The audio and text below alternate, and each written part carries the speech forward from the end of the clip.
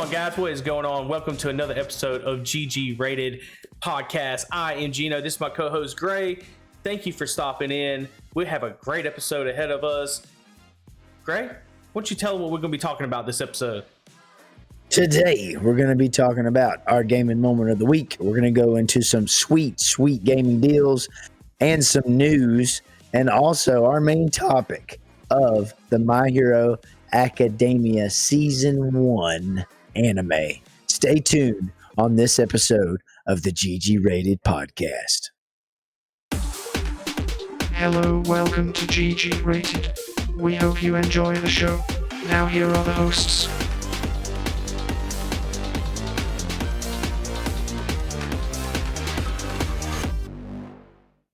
All right. As I said, guys, thank you for joining in. We appreciate you listening to us. As always, you can always listen to us on all platforms. Gray, how's your week been, brother?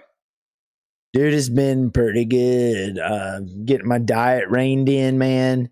Trying to eat better and all that stuff. I'm starting to lose the same. Yeah, man.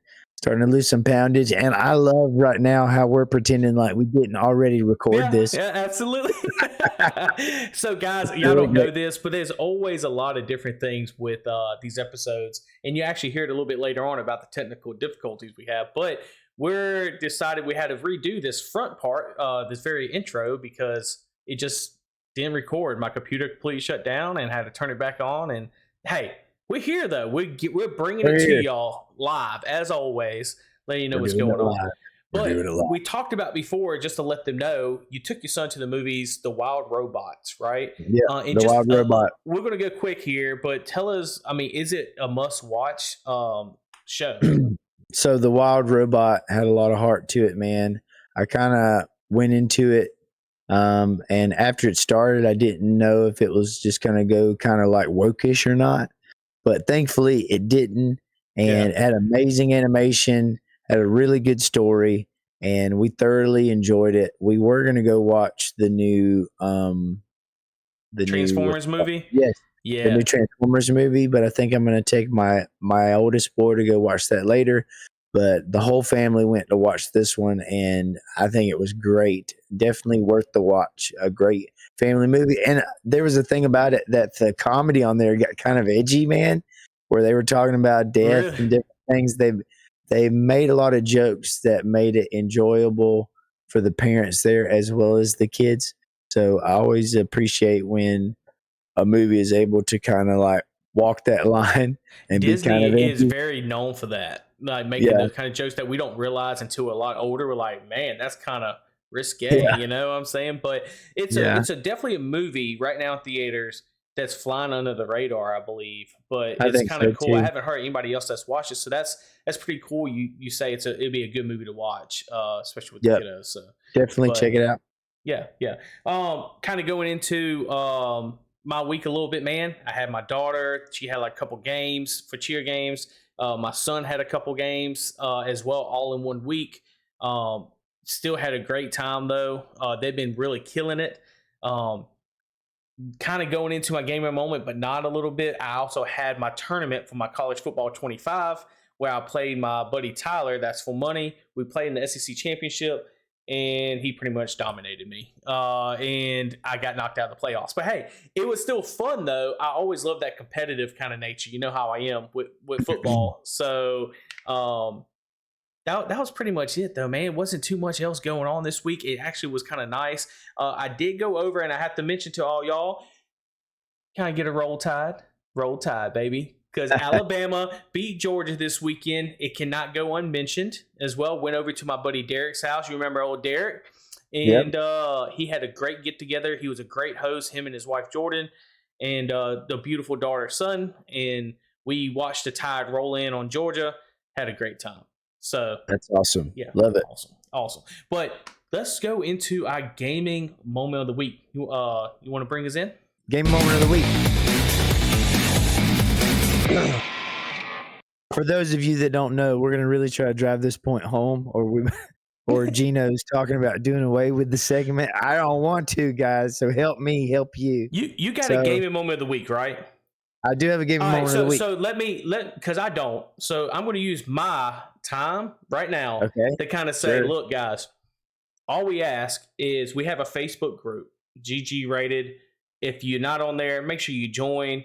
Or on YouTube, there's a comment section right below this video, like right below here. Leave a There's comment. even a comment section on Spotify and stuff too. Yeah, So hey, there you go. Apple literally Podcasts. everywhere. So we check all of those all week. And what we're asking is we have a lot of people that are watching. We talk to them. They're listening to these shows and they're playing games as well. If you have a good gaming moment or even just a moment you want to talk about, leave a 1 sentence, 2 sentence, something, comment down below. Let us know. And we can get with you and maybe even get some gameplay from you or just get the experience and post it on our gaming moments of the week. We want to try to make this a regular thing. And we're trying to share that other people are having this great time playing video games, because that's what me and Josh do. We have great times playing video games, and we want to share your moments as well. So drop those comments. Gray, what you got for your gaming moment of the week, man? Yeah, basically too, when you drop your comment, this is your like top moment from the past week of playing a game. It could be a 360 no scope. It could be as a great moment of you playing with your friends where you run in and get a bunch of kills. It could be anything like that. It could just be how you felt playing a game, which is what I'm about to express. This is my gaming moment. It's not a video game. It's a card game. Yep. So I was jonesing. You love card games too. I do, man. I was jonesing to play a board game or something. So we went by Five Below, which is there's one right down the road from our house. We went by Five Below, and they have a whole wall of different games to play. And we got Uno Avengers Edition. Wait, it's what? really cool. Yes, it's awesome. So basically, you have your own deck of Uno cards. Each person does, and you're playing as a Marvel hero. And you have abilities that they can do while you're playing Uno. There's even a danger pile that if you play the right card, you have to draw from that pile, and you have to fight enemies while you're playing Uno. And it was freaking awesome. Dude, I loved it. We play Uno all the time in this family, man. Dude, get it, man. It is so cool. We had a great time. I think I was playing as Iron Man one game, and then the next game I was playing as Thor. And dude, it was really fun. I even had my 5-year-old playing. So dude, that's awesome. And Uno nights are the best. And it actually teaches the kids, especially if you have young kids, the meaning of losing, because I do not hold back on Uno, bro. Right. Like, so that's cool. The Avengers Uno, though, I'm gonna have to look that up and snag that up. You should look it up. It's called Uno Marvel Avengers. So Uno Marvel Avengers. Let me see if I can pull it up for all you guys that's watching on YouTube right now. It's got really cool art in it too. And it looks like there's some others here that might not be it, but there's some other ones. There it is right there. No, that is not it. That's not it? No. Let me see. Avengers card battler. So it's not. So it's not this. Yeah. Okay. So well, I'm trying to pull. Yeah, I'm trying to find it too. I can't find it. Okay, it's called Marvel Uno Ultimate. That's what it's called. Marvel Uno Ultimate. Uno Ultimate. Yes. We're trying to pull this up for y'all guys. Yeah. So you can just see is this it? Let me see. So it'll be like, yes, that's it. That's actually a big box. It comes with 4 decks in it. It even has a little thing for you to like unwrap to get different cards in, like you would Pokemon or whatever. So it's got a booster pack. That's what those 4 are there at the very bottom of the screen. But you get your own deck, you get your own danger cards. Dude, that's so cool, man. I'm gonna have to get that. That would be pretty cool. It is sweet. We had a lot of fun, and my son is already wanting to play it more. So we're probably gonna play some tomorrow. So it's showing. I got the video on YouTube if you're watching on the visual podcast. and it shows you how to do it and everything is showing the cards. It's actually pretty cool. I didn't know you was going to even be bringing this up, so that's a pretty cool thing. Yeah. So, but So you can play with up to 4 players, I think, maybe more. But that box set comes with 4 different decks. So, dude, me, Ashley, and Addie, like it's most of us, we let Shep play a little bit too. Like he's definitely at that age, you know. But I'm telling you, Yeah. dude, when it comes down to Uno, there'll be times when I'm like, draw 5 or something like that, or draw 3 or draw 2 and stuff like that, dude. I'll be throwing it down on them, dude. I'll be throwing it down. I'll be tearing them up. And it'd be like, y'all can't beat me, man. Honestly, though, I say this, but Ashley has the worst luck when it comes to Uno. My wife has the worst luck. But I'm just throwing that out there. Hopefully she don't listen to this podcast. I don't know. So because she's gonna want to challenge me, you know. But right. that's a cool gaming moment of the week, guys. Like I said, I don't really have one this week and stuff, except for that college football, which I kind of already talked about a little bit. It wasn't really a gaming moment. It was moments, but it wasn't good moments. But it was it's still fun. Let's go into the gaming news and deals. What you say? Let's do it.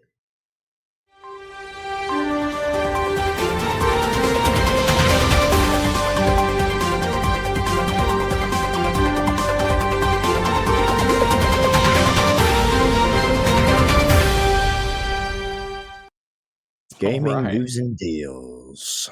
So in this section, we talk about, I usually go over myself. I go over the news, any kind of current trends that's going on, or current topics that's really blowing up a little bit. And then Gray always leads you with the best by far deals on the internet, in the country, in the universe, here on the GG Rated Podcast. So stay tuned every week for the gaming news and deals. You can actually search also in the description. We'll leave the game prices down and the links to them as well to snatch up these deals that are currently going on in games.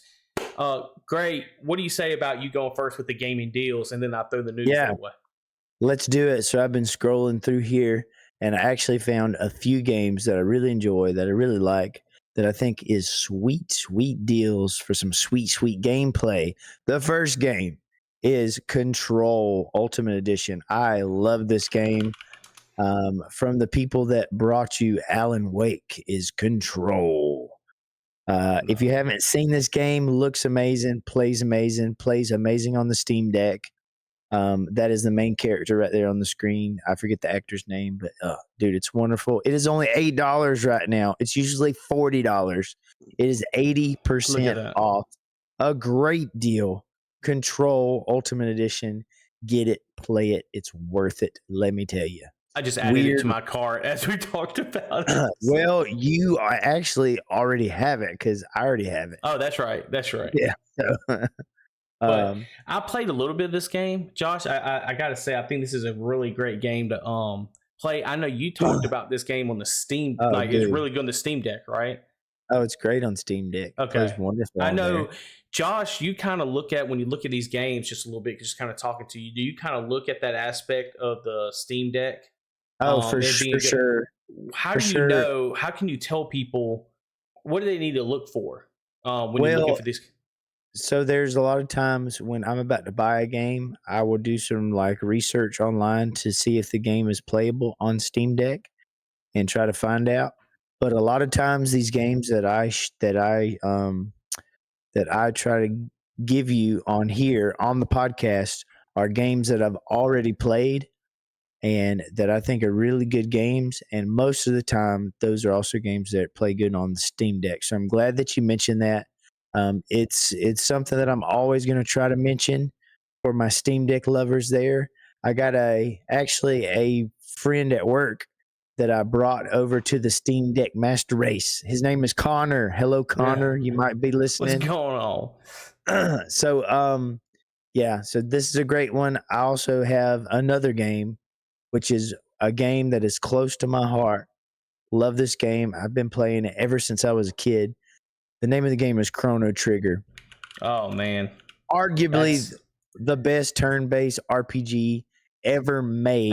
Absolutely. The music is amazing. The art is amazing. The art is by Akira Toriyama, the same person that brought you Dragon Ball and Dragon Ball Z. The art is amazing. It's got a wonderful story where you travel through all different kind of timelines, battling monsters and different enemies. It is It's a great 50% game. off right now. Yes, great game. It is 50% off. It is only $7.49, regular $15. But honestly, I would pay even more than that for this game. It is great. And it also plays wonderful on the Steam Deck. And the anime cutscenes on this game are like amazing on this game as well. It's a classic that you can keep playing. It's actually aged very well.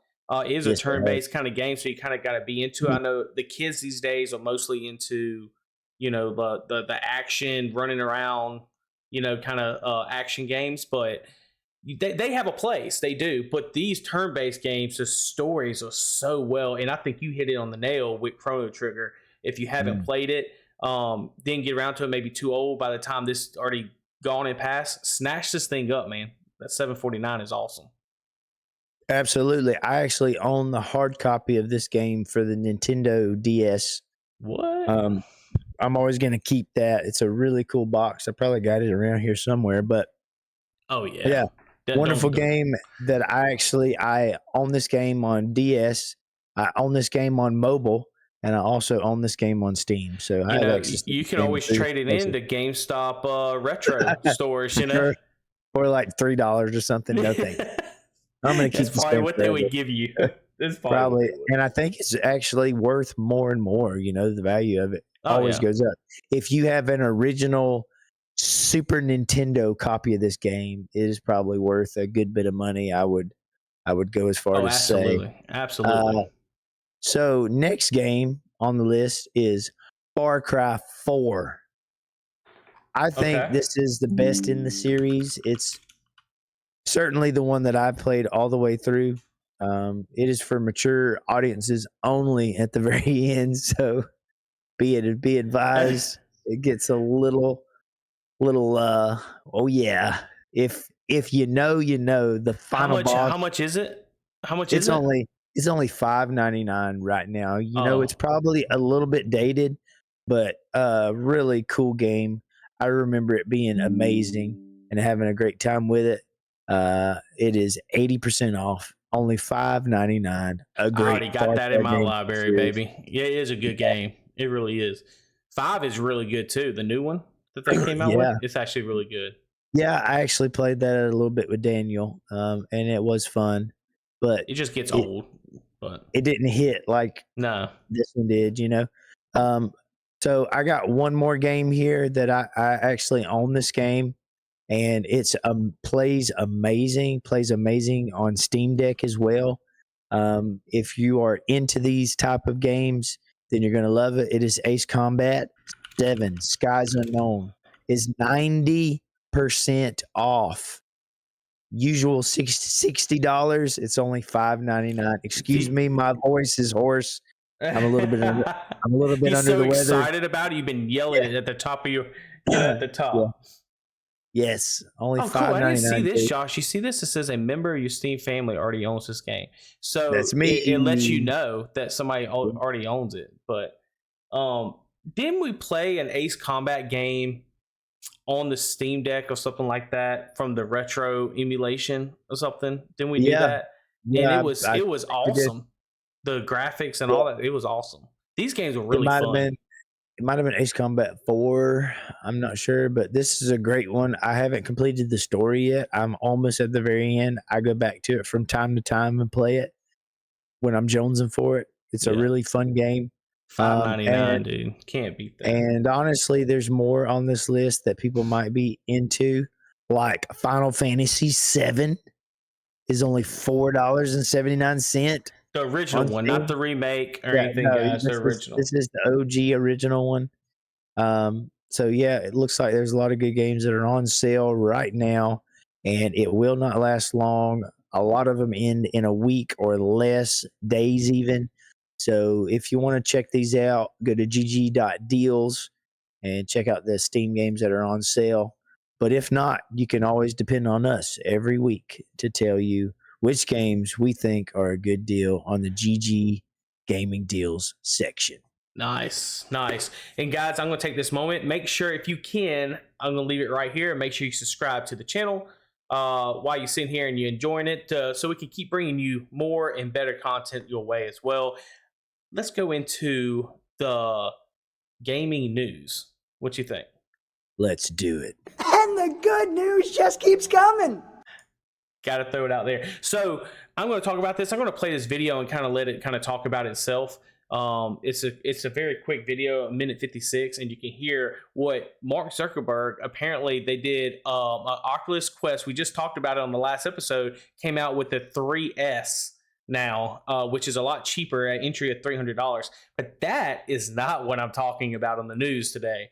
The news that he has a prototype AR glasses, the first of its kind that has all AI capabilities. You can do everything that the big headsets do and everything. And it's a little bit too big right now, he says, and they need some refinement. So they're not releasing it to consumer at this point. But man, he showed it off and it just struck so much interest to me. So I'm going to play this video for you guys and let you listen to it. This is Orion. Meta Platforms chief executive Mark Zuckerberg unveiled Orion, the company's first working prototype of augmented reality glasses, during its annual Connect conference on Wednesday.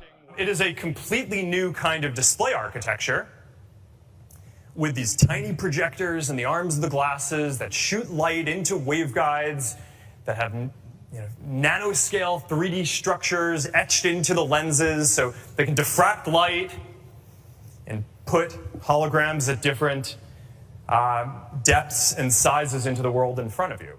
Users will be able to interact with the glasses through hand tracking, voice, and wrist-based neural interface. Zuckerberg said Meta plans to make Orion smaller, sleeker, and more low-cost before releasing it to consumers. Yeah, Zuckerberg positioned AR right technology as a sort of magnum opus when he first pivoted toward building immersive metaverse systems in 2021. Delivering products, however, has been hampered by high development costs and technological hurdles. The company's metaverse unit, Reality Labs, lost $8.3 billion in the first half of this year, according to the most recent disclosures. It lost $16 billion last year. Meta also announced a slew of new AI chatbot capabilities. Meta AI will now respond to voice commands, and users will have the option to make the assistant sound like celebrities like Judi Dench, John Cena, and Aquafina. Are live demos risky? Live demos can be risky, yes. Thanks, Aquafina.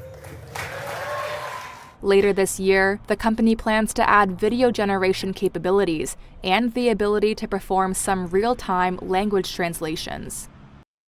All right. So tell me your thoughts on that, Josh, since you just saw that. Did you see that news? So I had saw a little bit about it.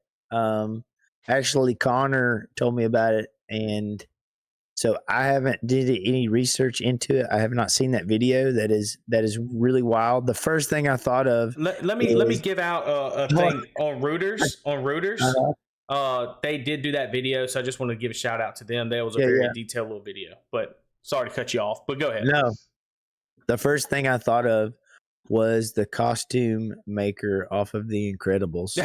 It's what the glasses are. Yes, oh, that's darling. perfect, Josh. That's perfect, Oh, Josh. darling, capes are so out, darling. Let me make you something new, okay? That's what I thought of. But I did say that, though, at the beginning. They're not releasing it to consumer because he wants it sleeker, more fashionable. Can you imagine somebody walking around with those things? Like, come on, man. You know, they're going to try to fit in a Ray-Bans or something, I'm telling you. That's they what's got to. happen. I actually do want those Ray-Ban glasses that can record video and take pictures and stuff. I thought about buying those, but I might wait and see what they come out with next.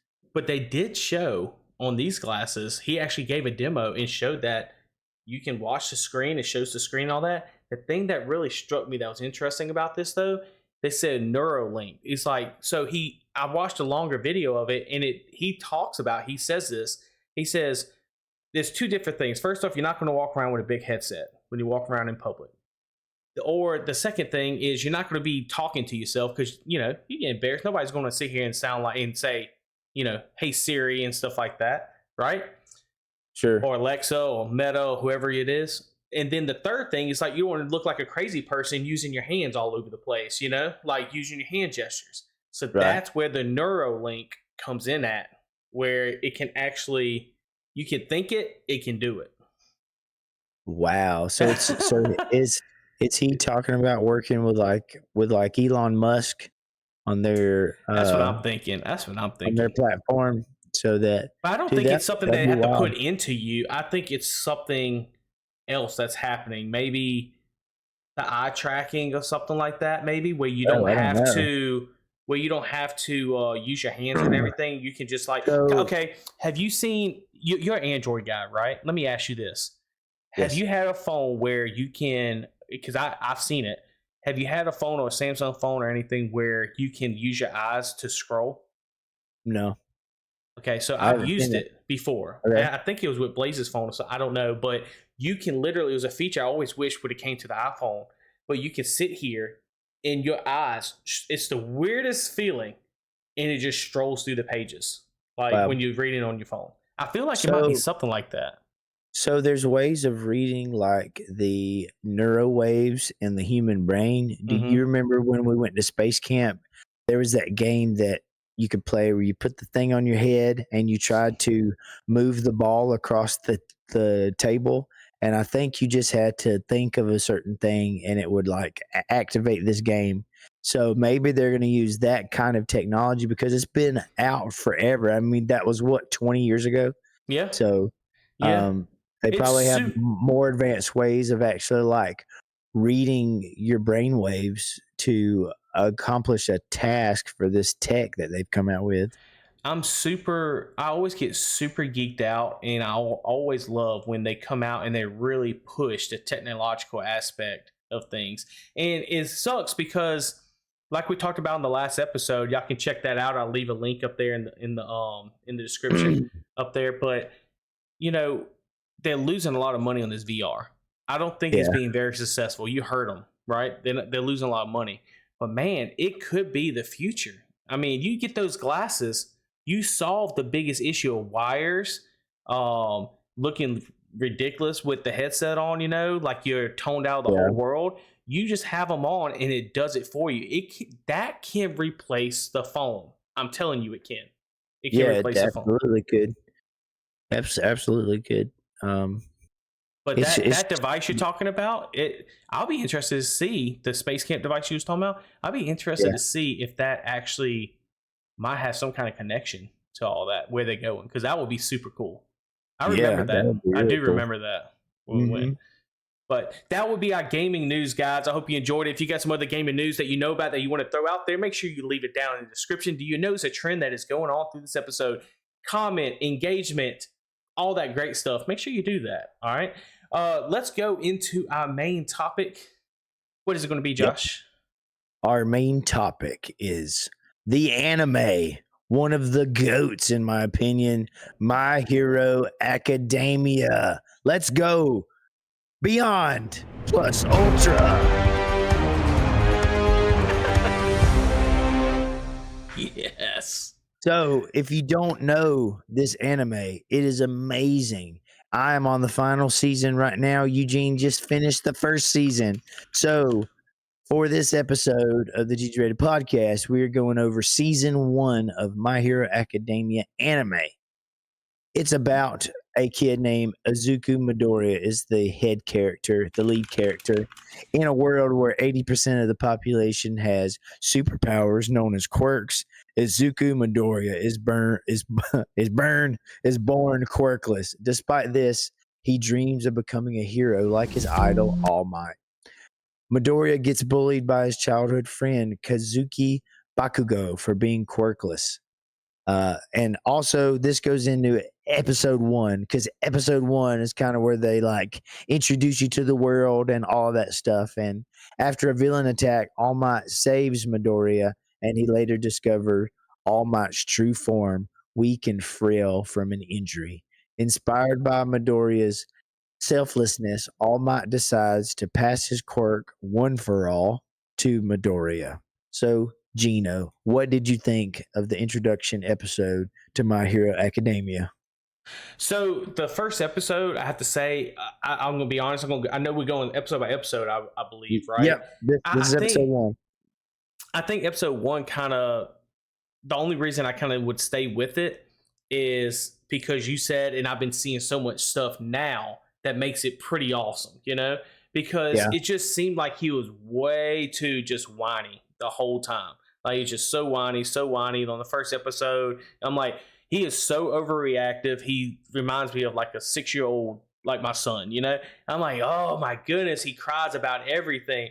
But as we talk about later in the seasons, it gets a lot better. I feel like in the story really starts showing of like how he's growing as a person. So first episode was kind of slow, kind of almost got me off of it, but I knew there was better things to come. Yep. So it's where we're first introduced to All Might, and I instantly fell in love with that character, All Might. I think he is awesome. He is the in this universe representation of everything that is good and heroic. He's the number one hero, and his thing that he says is, "I am here. Have no fear. I am here." And he has the big smile on his face, and he looks awesome. He's got that cool hairstyle, and it's crazy to kind of see his other form where he was injured fighting the big boss, which you're going to see later, called All for One. Yeah. And so he can't keep his big form for a long period of time. He's got to do it in spurts. So Josh, All Might, pretty awesome. It reminds you kind of like a Superman, but he really is a good guy that tries to stand for peace and get the villains. So I do like that aspect of it. Yes, that's right. He's the symbol of peace. Symbol of peace. But on the first episode, there is one thing maybe I should mention that was really cool that I felt like set the whole series, I think, in general, and it's a small part of it, is you've seen it in the trailer a second ago where he doesn't have a quirk. You find out he does not have a quirk, right? And a quirk is like a superpower. And he lives in a superpower society where all these superpowers, everybody gets their own different kind of superpowers. Well, he starts crying when he finds out he doesn't have a quirk, and the mom goes into the room and hugs him and stuff and says, I forget exactly what she says, but what she says is like, it sounds like disappointment, and he's going to be a disappointment. But instead of just dwelling on that, he uses that, and it kind of makes you think of examples in life. You can either be a victim of what your situation is, or you can change that and decide to do something about it. And he decides to do something about it. Hey, he might not have a quirk, but he's going to study every quirk he can and do everything he can to try to get into this university, which you find out in the first episode. And I kind of like that about him. That was one thing that kind of set him up, and it actually does help him later episodes. Me too, because you find out he's got the heart of a hero when he selflessly jumps in there trying to save Bakugo, and with no quirk, no superpower, with no quirk. And of course, you see All Might. He sees that, and that's what leads him to wanting to pass his quirk onto young Izuku Midoriya. So I think it was a great first episode to kind of introduce you to the series, and kind of like just a little too much crying. A little too much crying. Just a little bit too much. He is still a young kid. Yes. But this episode sets the stage for season 1, and we'll go on to episode 2. Is called What It Takes to Be a Hero. Midoriya trains for 10 months under All Might to prepare his body to inherit One for All, because One for All is a massive power here. And he needs to have a strong body to be able to withstand it. So he's being trained by All Might. He's over, and he's having to like move stuff and like work out and really push his body as far as he can before he does tryouts for the big school that he's trying to join. So let's see. Oh, dude. Wow, this is mixed up because it's talking about the sludge villain and all that stuff. I thought that happened in episode 1. No, it did not. It did not. That was the second episode. Okay, sorry. Yeah. Yeah, but I mean, you're right though. When he goes and does the sludge villain, that's when he meets All Might face to face on the second episode. And he actually gets his book just burned from, I forget who it is. I always want to say Pyro is his name, but what's his partner's name? Do you know it? Not his partner, his friend that hates him. I say his friend that hates him or whatever. But they used to be friends. They grew up together, and he ended up with a very powerful quirk of fire and can explode stuff. Bakugo. What is it? Bakugo. So he burns the book and saying, "You're never going to get into this school because it's a top school. They only let the top people in there." He said, "You don't even have a quirk." Blah blah blah. Well, this goo ends up taking over him, and then Daku, and then All Might ends up coming by and saving him. Well, then that goo gets released because he starts fanboying over All Might. See, and that's the issue I'm having right here, okay, with them, is he starts crying and all this stuff and being super excited that All Might's there. He wanted to ask him some questions, and they drop the bottle, and the goo gets out. The glass bottle, the goo gets out and gets Bakugo, and that's when it leads to what you said in reference to what is it? Daku goes after it, doesn't think twice.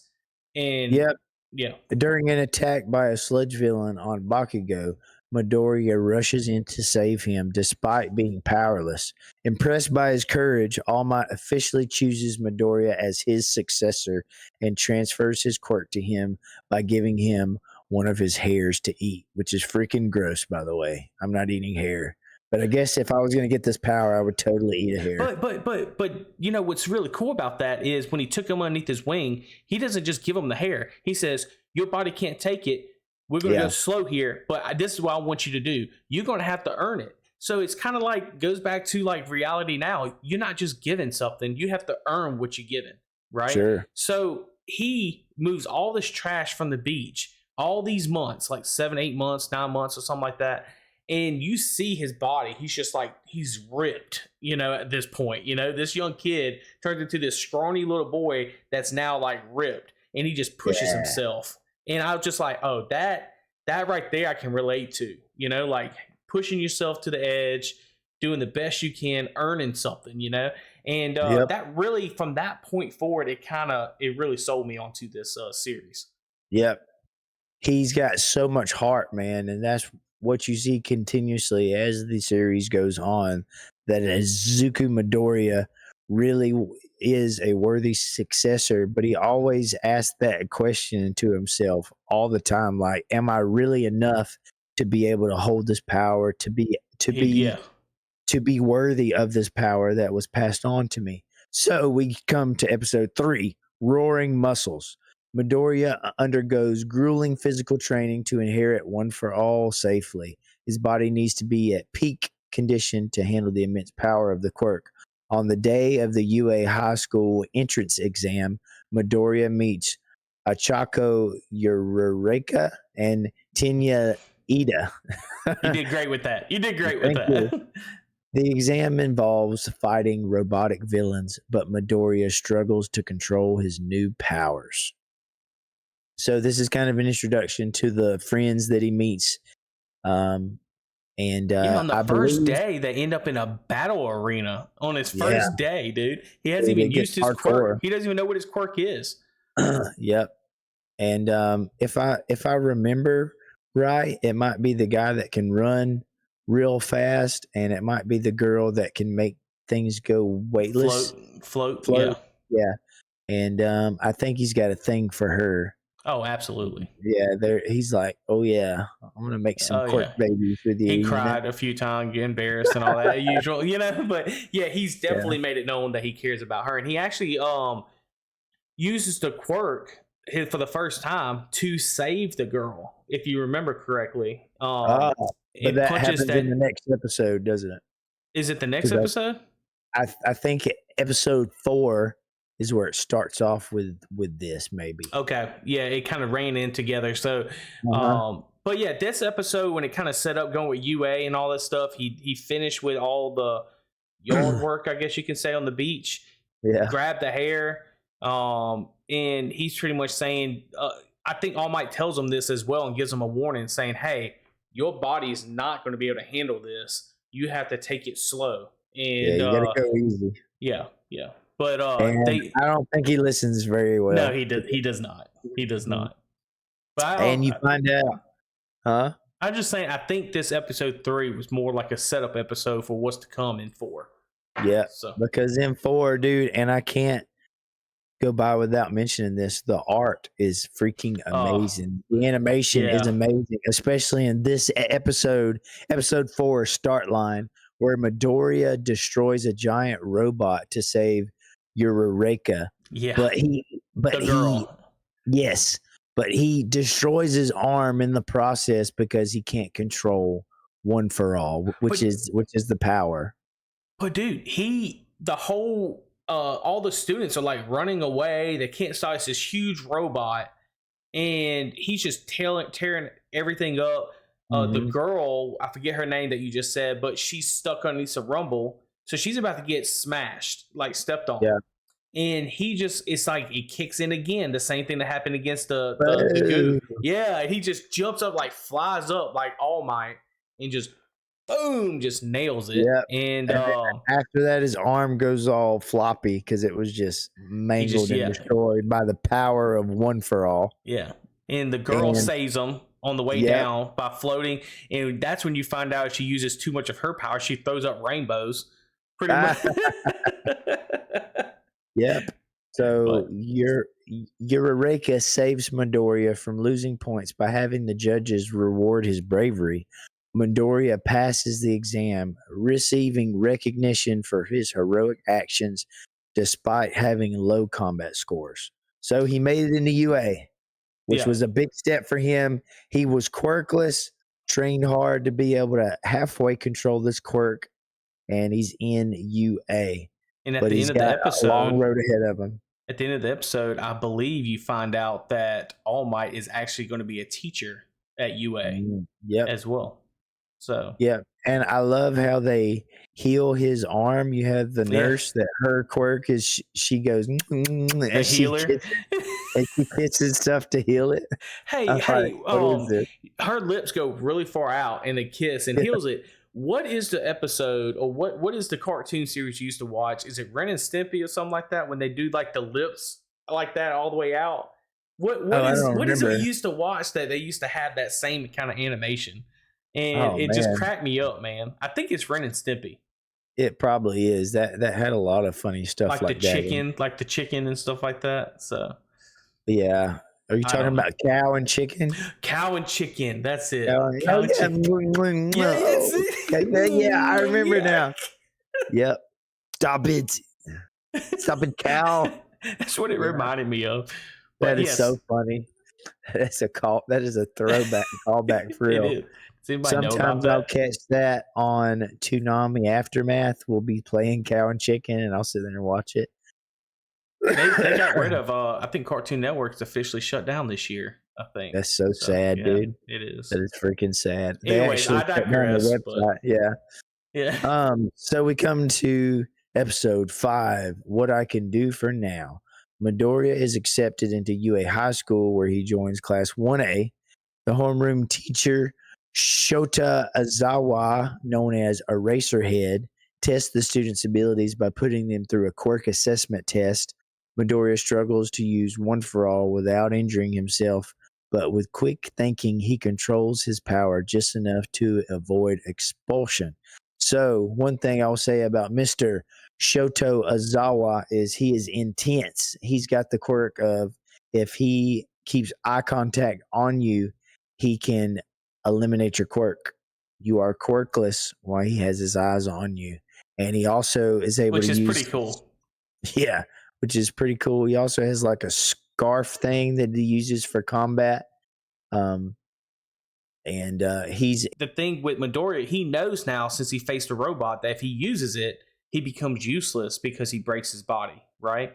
Yeah. And so he actually did something really smart, and they all had to throw a baseball, right? Use that quirk, use that energy, and throw a baseball as far as they can. where everybody was doing it great. Like the girl, she has the no gravity, so she got like an infinite score. She just sent into outer space. But when Midoriya goes up there, he only uses at the very last second his index finger, the very tip of it, and used the energy in it, and only damaged that one finger, which still left him capable to continue. And so the professor was like, even All Might looked at that and was like, that's genius. That's just genius. He did it. And young Midoriya, you've done it. You've done it again. He sounds like he's talking in like a prologue or something, like a Marvel movie. But and what's funny is this is also the voice actor that voices Vegeta. This is the same guy. All Might? Yes. He voices Vegeta, and he voices I didn't know Piccolo that. as Vegeta's well. my favorite on Dragon Ball Z, by the way. He voices Piccolo and also Vegeta. Yeah. Well, that makes sense. Mm-hmm. That makes sense.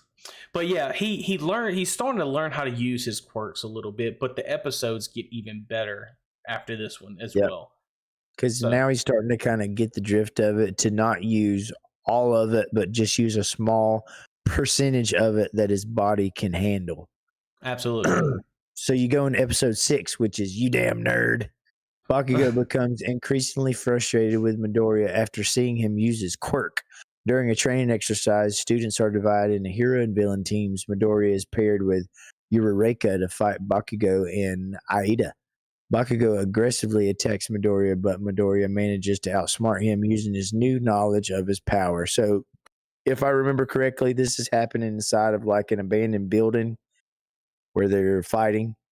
And I forget how Midoriya outsmarts Bakugo. Do you remember that? Yeah, so they end up going to another battle zone that they have set up, right?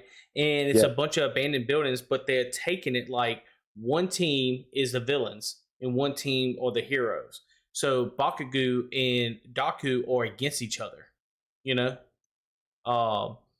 and what happens is their personal vendetta against each other kind of gets in the way, and they kind of end up fighting. The name of the goal of the whole thing was to touch this big giant bomb that's in there. As long as the heroes touch the bomb, they win. And it's the villain's job to keep them away from the bomb at all costs. Right. And All Might is monitoring this. He's actually carrying on this exercise to see how they do, seeing how people adjust and heroes adjust at all costs. Well, come to find out, what ends up happening is Daku and what's his name again? Midoriya? Midoriya, and I know they call him Daku as well, right? Oh yeah, they call him Deku, and Deku. I'm sorry, Bakugo, which Midoriya calls him Kachan for some reason. Yeah. So the one with the power with the fire. Anyways, it comes down to they're going back and forth. Time is running out, and Daku ends up like using his power just to do an upward. Like they're destroying buildings and all this at this point. He actually, the villain actually uses a special ability he has and just blows a huge fire burst at him, just taking out stuff. So Daku ends up doing an upward like tornado thrust and went all the way up to the top, which brought a bunch of debris up to the girl, which can make objects float. So she floated all the objects at the other villain, and she goes and jumps on those objects, distracted him, and was able to get on the bomb. So technically they won, but in the process, Daku again had like broken legs, broken arms. Yeah, like was the only one that was left inoperable. But he won at all costs. So he kind of sacrificed himself again to win. Yeah, whatever it costs. And that happens in episode 7, where Midoriya and Baku's fight escalates, with Baku relentlessly trying to overpower Midoriya. Despite the overwhelming difference in power, Midoriya uses strategy and teamwork with Eureka to win the match, leaving Bakugo even more bitter. All Might comforts Bakugo, telling him not to be discouraged by Midoriya's sudden growth. So you explained it beautifully. That was episode 7. On episode 8, Bakugo's start line. Bakugo begins to question his superiority after Midoriya's display of power. All Might sees potential in all the students, but notices that Bakugo's personality could become a problem. Then that's one thing too. Let's talk about Bakugo for 1 second. He is the fire student. He is like, you damn nerd, I'll kill you. Like he says it to everybody. He is always turned up to 11, pissed off all the time. Is like very rude. Young to Vegeta everybody. over here is what I call him. Young Vegeta. Exactly. You know? Yeah. But talking about that real quick, do you think, and you watch all of these other episodes, and I'm going to go ahead and throw out maybe a spoiler here because I just want to know, does he become evil or not? I mean, because with all this, it seems like he's going to be the ultimate villain, the way he keeps just talking, or he can change and be kind of like a Vegeta, and he actually becomes partners with Daku, you know? So do you want me to tell you? You know what? Don't. Never mind. Don't. Okay, but I guess that's a yes. I'm not going to tell you. I guess that's a yes. No, not necessarily. Don't tell me. Don't tell me. Okay. But I'm just really saying cool how they develop his character over time. Yeah. Yeah. Like I feel like he needs if him and Daku gets on the same team, they're like unstoppable.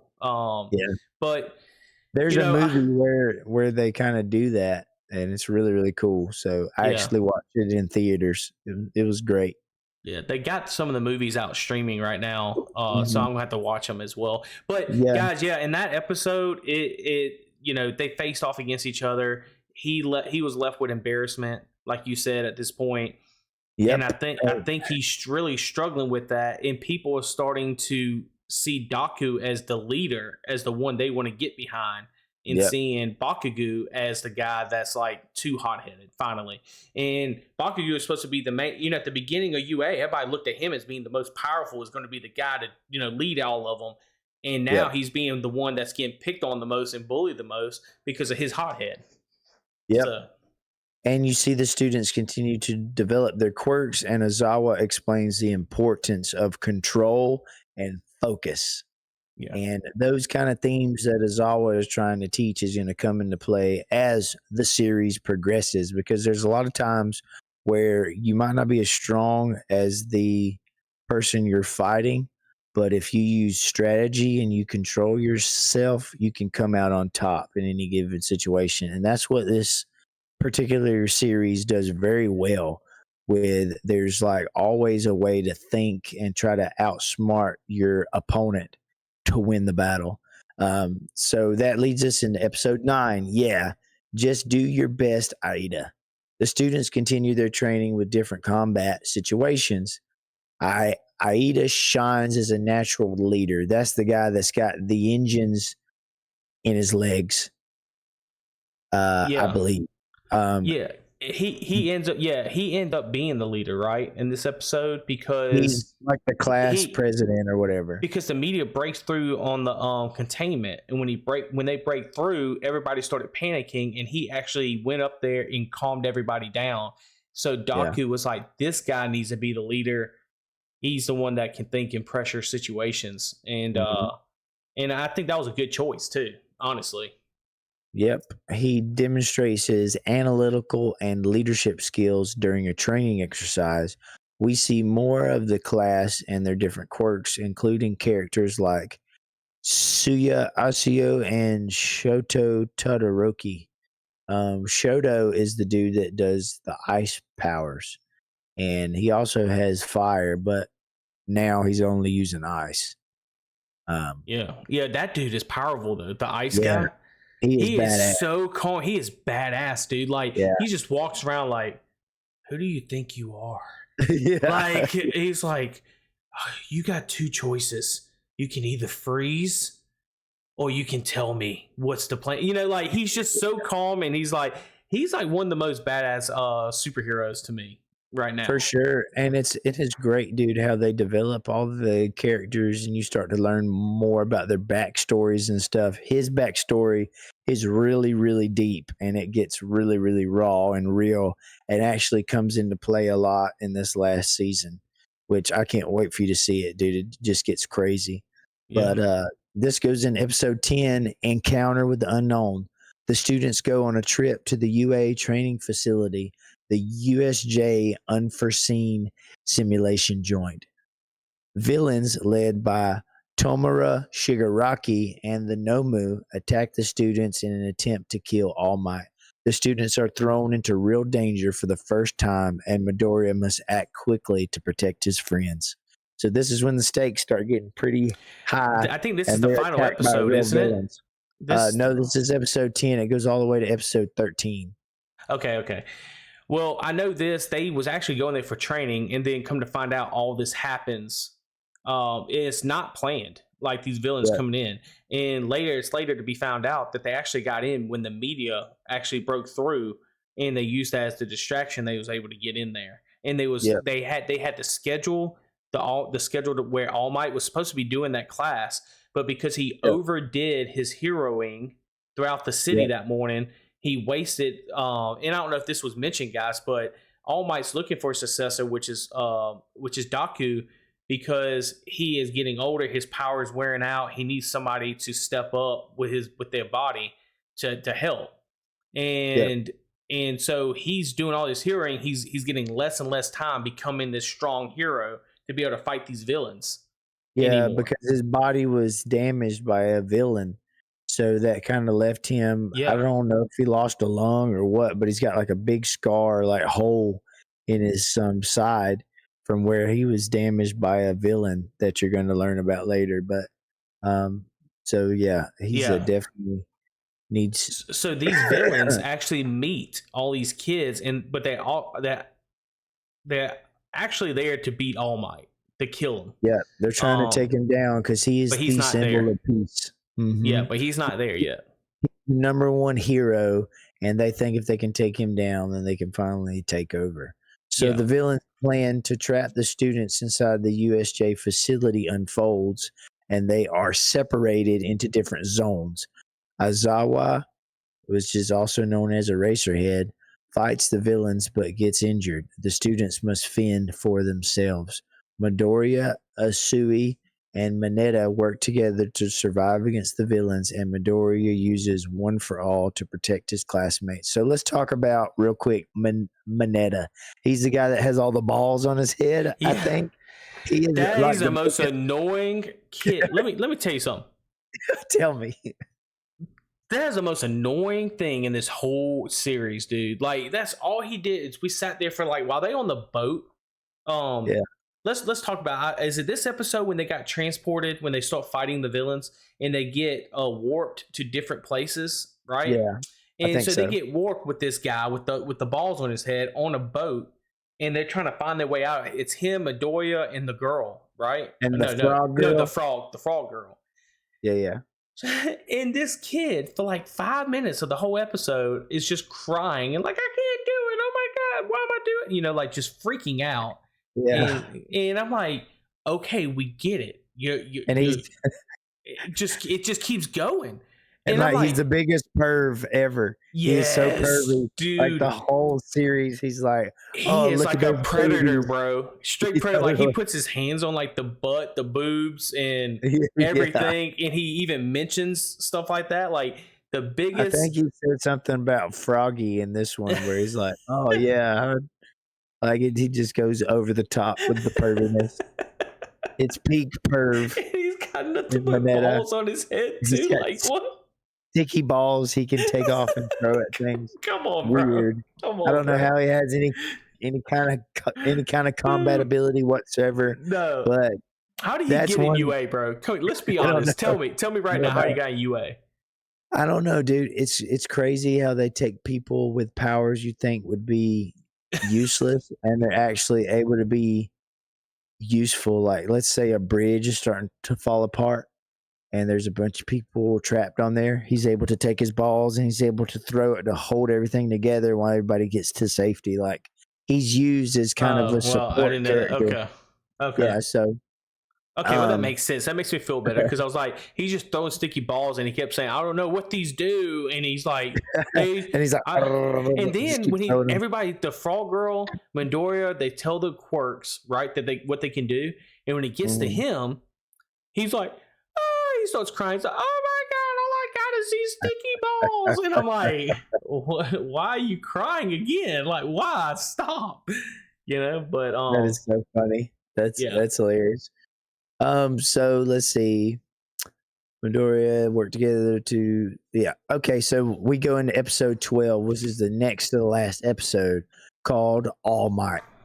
All Might arrives at the USJ to save the students, but his time limit for using his full power is almost up. And dude, I love the aspect of his character where he's got a time limit and he's having to go beyond and really push, and he's having to keep a smile on his face the whole time. All Might fights the Nomu, a monster created to defeat him. A fierce battle ensues, and the students witness All Might's true strength. All Might pushes beyond his limits and defeats the Nomu, but at great cost to his health. So, dude, he does like a Detroit Smash or something like that, where he just punches this thing into oblivion, and it is some of the most badass art and fight scene. And I love All Might, dude. He's like my favorite hero. Dude, I love the villains in it too, man. Like the guy with the hand on the face, like he's just so creepy to me, man. And he's just like so evil. His eye creeps me out. Once you figure out his backstory, it gets dark, real dark. Which is crazy, man. But All Might, I love the fact how he just pushes, well, you got me, you have this monster set for power 100. Well, I'm going for 1 over 100. And he's just like going even past his own power, knowing, and then he tries to bluff. At the end, he's trying to scare him away because his time's running out, right? So when he's running away, well, not running away, he's done. Like his power is spent after beating that monster. He sits there and he tries to bluff them, saying, make you a move. But in his head, he's like, if they make a move, I'm done for. And Midoriya actually helps him out and steps in again to try to save the day, almost getting himself killed. Yeah. Yeah. So I don't know if that's the last episode or the one just before. They kind of run into each other a little bit. But yeah, this was episode 12 where he finally defeats the Nomu, and then it leads in episode 13, In Each of Our Hearts. With the arrival of backup from the UA staff, the remaining villains retreat. All Might's true weakened form is almost revealed, but Midoriya and the others manage to protect his secret. The students reflect on their experience with real villains, and UA prepares for future threats, knowing the League of Villains will strike again. So that is the end of season 1 of My Hero Academia. Dude, it ended so well, man, with that, with them going back. He just got out of there. The students still don't know that All Might has these issues. Only Midoriya knows it. So I'm interested to see how season 2 goes, on how I'm honestly can't wait to see how Midoriya Daku progresses with his power. That's what I'm really interested about. But Dakugu or whatever, now you got me very interested what you said earlier about seeing how he ends up. Yeah.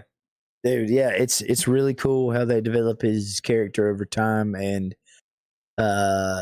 this series has so many twists and turns. I mean, there's even parts of this season revisiting with you that lead into the final season that I was like, oh, that's a guy that's going to show up later. I didn't even realize. Yeah, like just like minor characters in this season that I saw that I was like, oh crap, he comes into play later, and I didn't even know this. Yeah, so dude, it is wild how everything is connected, and really, really fun storytelling on a universe that seems really weird and silly, but somehow is very grounded when it deals with different things that are maybe more adult or darker. You know, this is a pretty light in that aspect in this season, but dude, there's different parts of it that get really dark, and I'm like, oh, they just took a twist and things got serious. So things just ramp up from here, man, and get better and better. Well, we're going to discuss more and more, guys. Josh kind of told me about this one on this anime. I gotta give him another plus on that one, you know. But I would say, so Ghost in the Shell, you recommended. Now you recommended this one to me, so I'm gonna have to continue the seasons. We'll continue to break it down as well. Our anime episodes are going to be every couple weeks. We will do an anime. Y'all stay tuned. If you'd like to see that, you have another anime you want us to check out, make sure you leave a comment down below. All right, Josh, is there anything you want to leave to them before we get out of here? Yes, I want to tell everybody, don't forget to leave us your gaming moments of the week. You can also reach out to us if you want us to review any other anime, movies, game, tech, news, whatever. Drop us a line at GGratedChannel@gmail.com. You can reach out to us on Facebook, Spotify, YouTube, whatever you got. I want to thank everybody for listening, and I hope you have a blessed week ahead of you. Thank you, guys. See y'all later. Peace.